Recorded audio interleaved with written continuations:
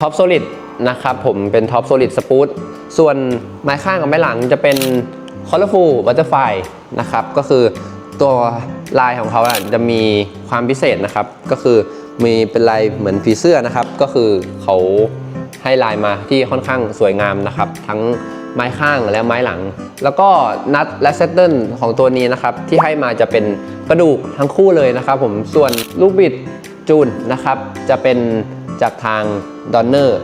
เดี๋ยวเราจะไปฟังเสียงของเจ้าดอนเนอร์ M2 กันดีกว่าครับว่าจะเป็นยังไงเดี๋ยวเราไปฟังกันครับ